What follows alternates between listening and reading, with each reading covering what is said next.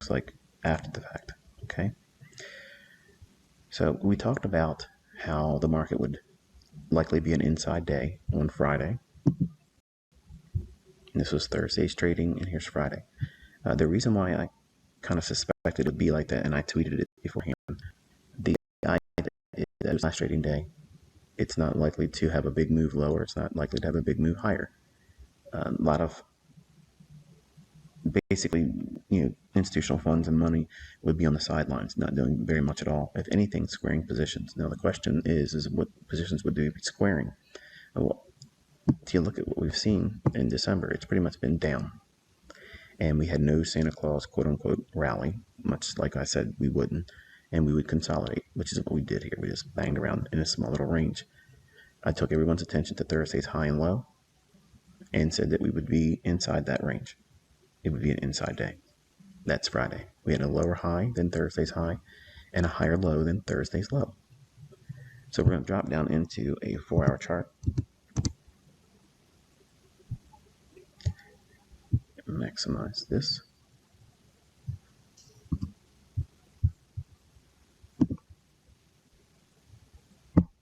And add the annotations.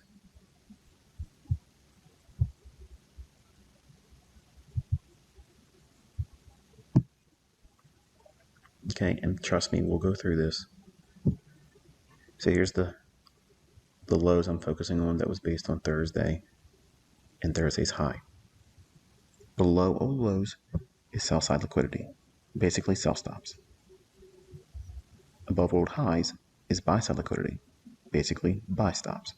That is liquidity. Okay. When we have a range, like from this candle's high and that candle's low. Now, if you're not looking at old highs and old lows for liquidity, you're looking for inefficiencies. For instance, like this candle's high to that candle's low. Only one candle passed between this candle's low and this candle's high. This is a buy side imbalance, sell side inefficiency. It is not a liquidity void. A liquidity void is an actual gap, like this. Between this candle's high and that candle's low, that is a liquidity void. Notice how the market goes back up above the short-term high here, right there, where the bodies stop in this swing high. Right in here. I'm just going to borrow a line real quick.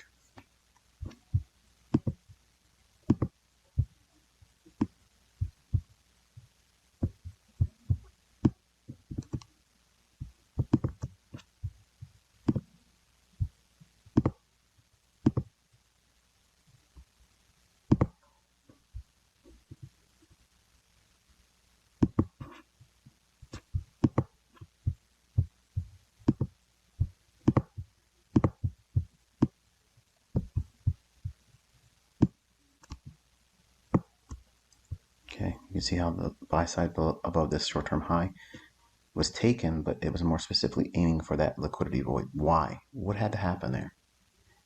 In between this candle's high and that candle's low, we only have this single candle passing through. Which direction did it pass through between this low and this high? Down.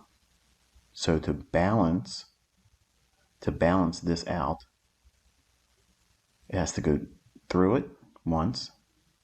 It comes up into it halfway. That's consequent encouragement.